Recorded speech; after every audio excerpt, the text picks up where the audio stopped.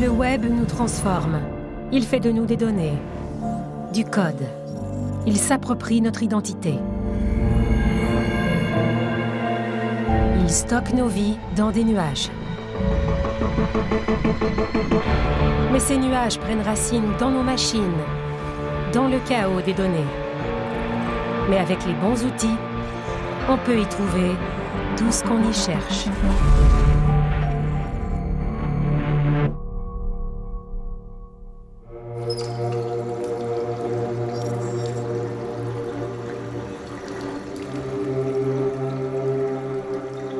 Personne n'avait de soupçon. J'étais rédacteur en chef, entraîneur. Je faisais du bénévolat. J'avais de très bons amis et j'avais une belle famille. Ça explique pourquoi mon arrestation a été un tel choc. J'ai passé ma vie à mentir, à me justifier et à me demander si on allait me pincer. J'ai vraiment essayé de me retenir. J'ai tenté de mener une vie honorable. Je sais que ma vie aurait été différente. Pas parfaite, mais meilleure, si je n'étais pas allé sur Internet.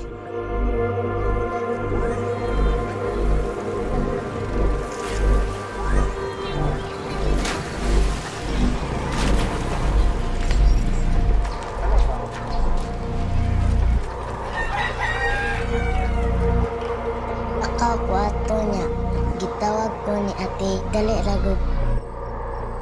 Unsa man, wa ko katubag ato kay. Ipasod ko dito niya, ipahubo ko sa ingon to si hubuon ako ang akong sanina niya. Kuandayan ko sa computer. Kita ko Amerikano na naghukas. Tanaw siya nako. Adlo ko ato. Une petite fille, à l'autre bout du monde, est attirée vers les recoins les plus sombres d'Internet. Là, on peut trouver de la pornographie infantile, des drogues, des armes, de faux passeports, de l'argent de contrefaçon. C'est un lieu où tout le monde est anonyme et dissimulé aux autorités. Bienvenue dans le web obscur. Vous pourriez être tenté d'y jeter un coup d'œil. Pourquoi pas? Ce n'est qu'un simple clic.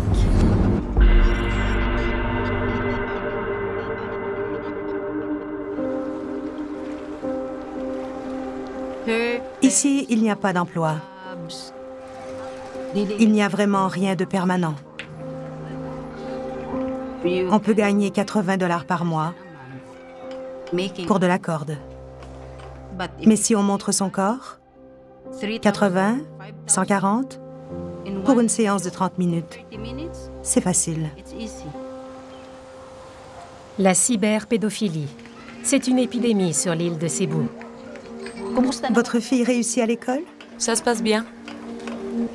Jonah Nunez, travailleuse communautaire pour l'ONG Forge, la combat farouchement. Même les petits garçons, même les petites filles, ils savent déjà à leur âge ce qu'est la cyberpédophilie. C'est une séance où l'on enlève ses vêtements, où l'on montre son corps à l'écran sur Internet. Ce qui est terrible, c'est quand un parent agresse sexuellement son propre enfant. Parfois, il arrive que le parent bande les yeux de l'enfant et ait des rapports sexuels avec lui, devant la caméra. L'enfant ne comprend pas ce qu'on lui fait.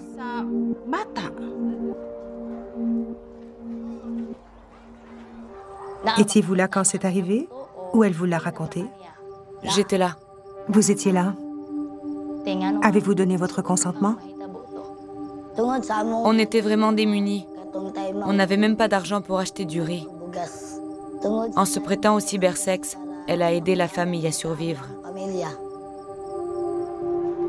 L'accès à Internet se répand plus vite aux Philippines que presque n'importe où ailleurs. Et 80% du service est à large bande. À l'autre bout de ces câbles, il y a des serveurs.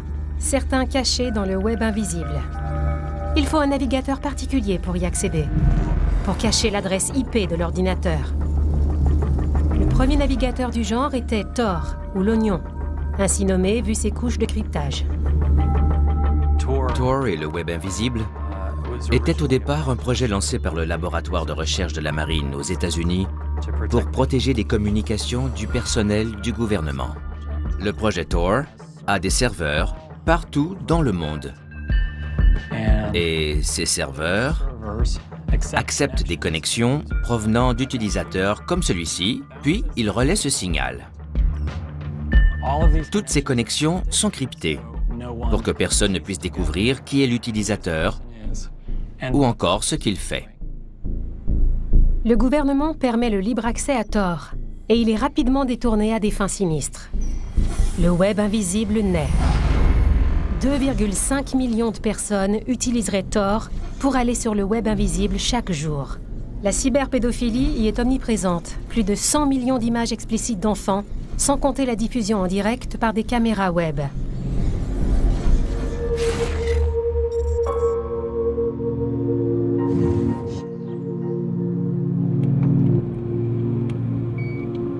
Je veux plonger dans l'esprit de ces personnes, dans ce lieu très secret qui crée une excitation devant ce genre d'images.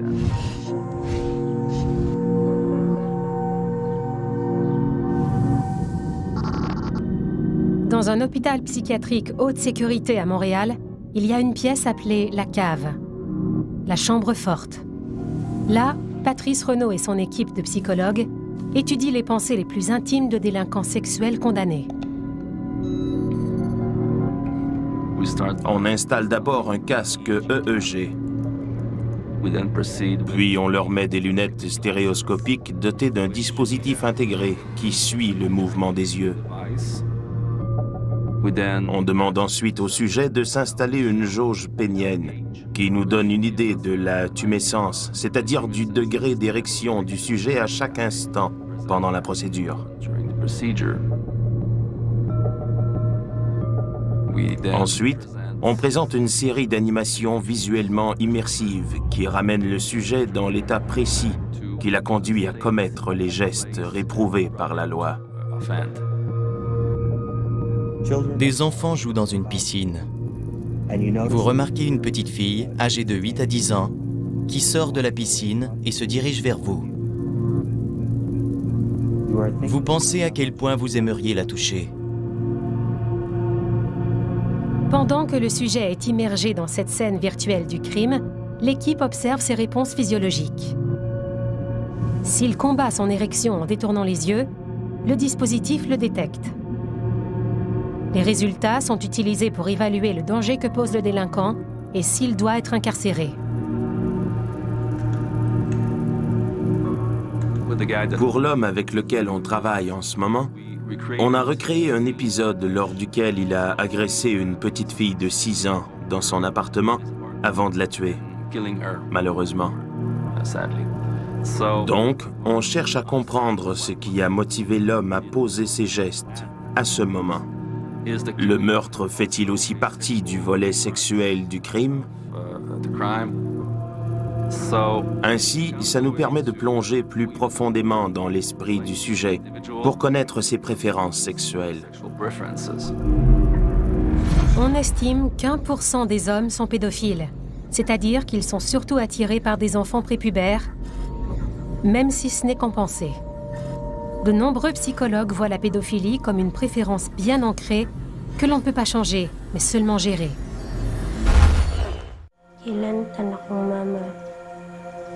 Then, atong atay mo na may kwarta.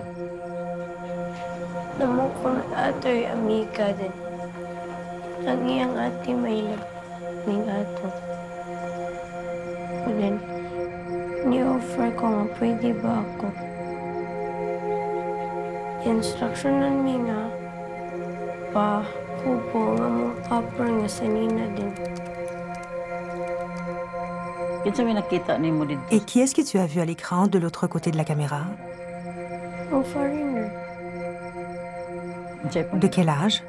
50 plus. Est-ce que tu te rappelles comment tu t'es sentie à ce moment-là? Car dans ton quartier, est-ce qu'il y a d'autres enfants qui se livrent à ce genre d'activité? Est-ce que tu peux me dire combien à peu près?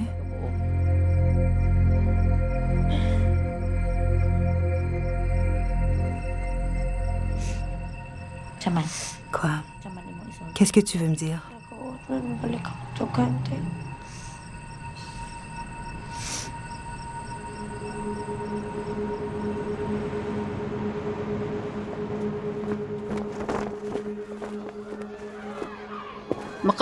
Ça se voit clairement quand un enfant participe à ce genre d'activité. Pour lui, la vie a perdu sa valeur.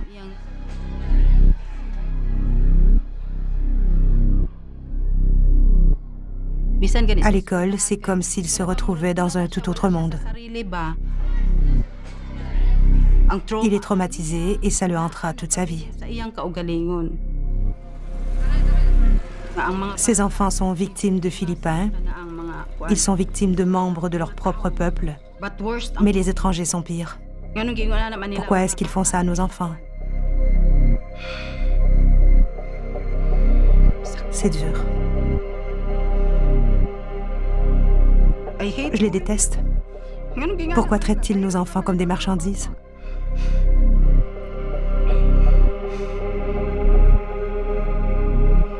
Juste parce qu'ils ont de l'argent. Parce que c'est tellement facile pour eux de payer. Ils ne voient pas que ce sont des enfants.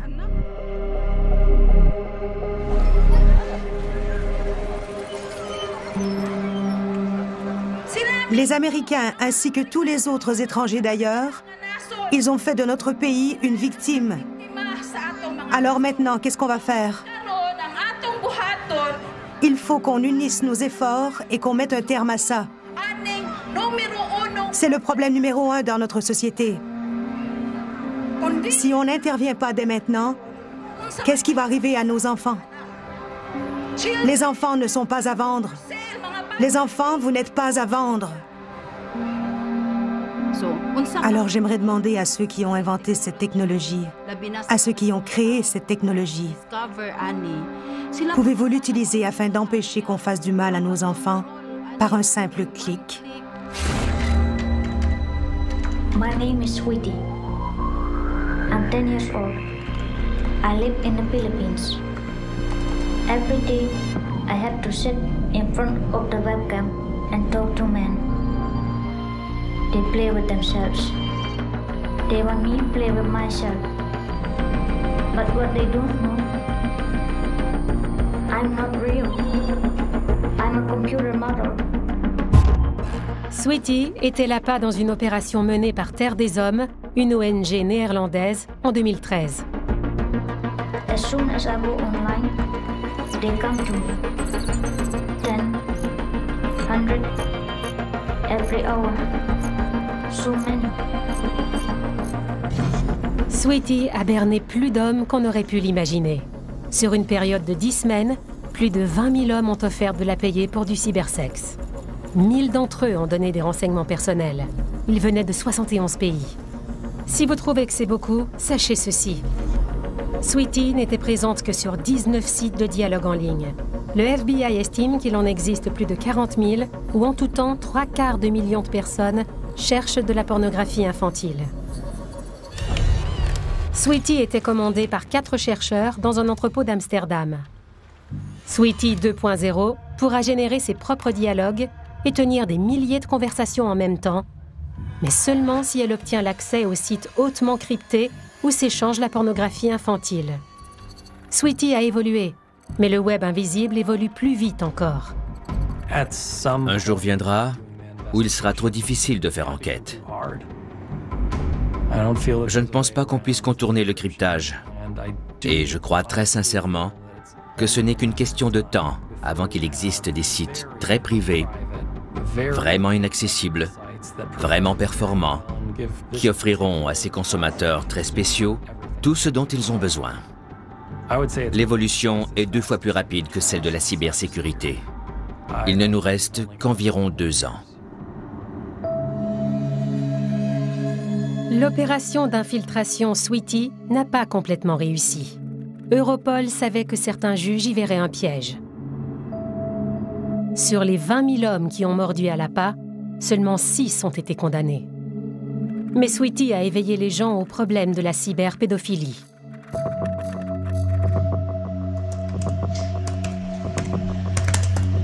Shortly after my arrest.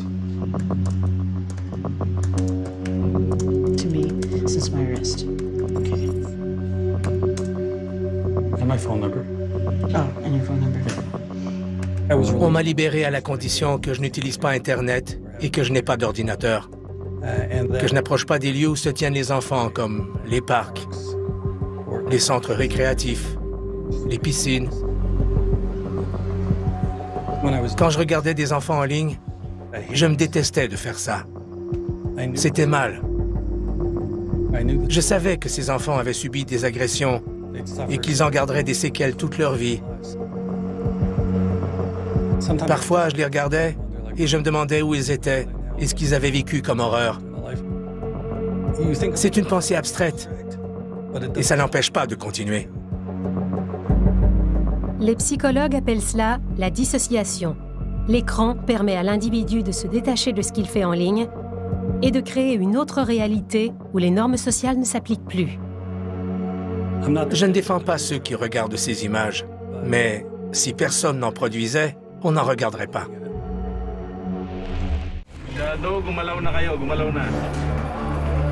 Les producteurs de pornographie infantile aux Philippines sont ciblés. Régulièrement, une descente fait les nouvelles. Les enfants voient les policiers emmener leurs parents menottés. Les autorités placent les enfants dans des refuges où ils vivent pendant que leurs parents purgent leur peine. Mais éradiquer la cyberpédophilie, c'est comme de combattre le commerce de l'héroïne en détruisant les champs de pavots. Si la demande mondiale est suffisante, il y aura toujours des gens pour y répondre, surtout dans les pays pauvres comme les Philippines. Depuis plus de 2 ans, le Children's Legal Bureau essaie d'amener la police à arrêter le couple qui prostituerait ses propres enfants. Rien n'est fait. Il n'y a pas encore eu de perquisition. Mais tout le monde à Sotungane est parfaitement au courant qu'ils produisent de la cyberpornographie. Les enquêteurs ont monté un dossier impressionnant. Ils ont le plan de la maison et tout ce qu'il faut pour une perquisition. Mais chaque fois qu'ils prévoient une rencontre, les policiers la repoussent. La communauté devrait s'insurger. La communauté est au courant des activités de cette famille.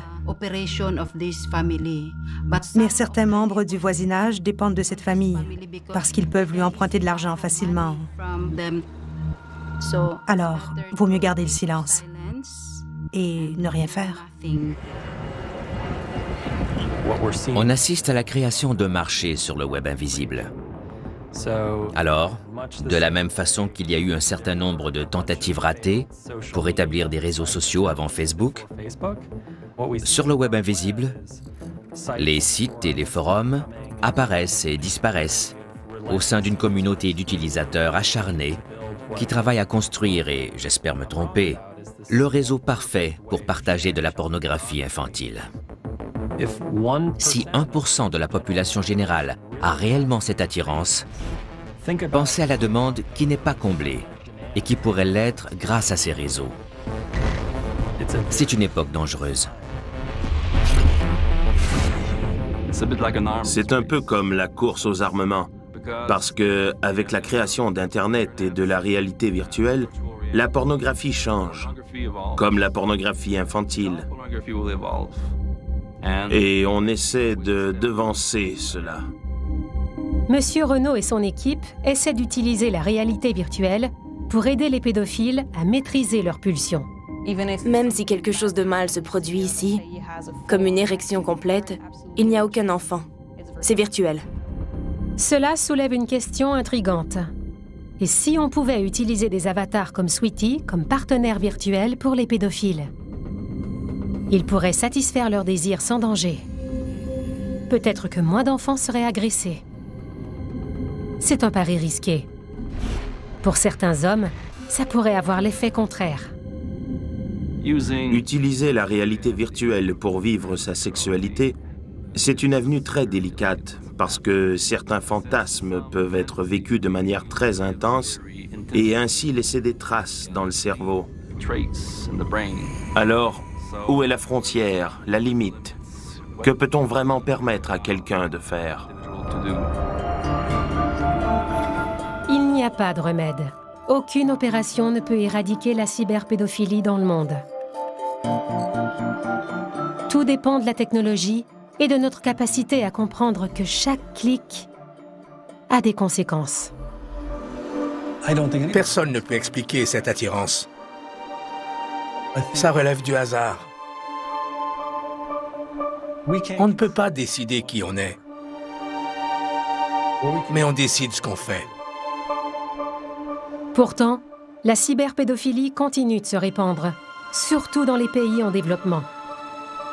Il faut régler le problème de la pauvreté, de la vulnérabilité.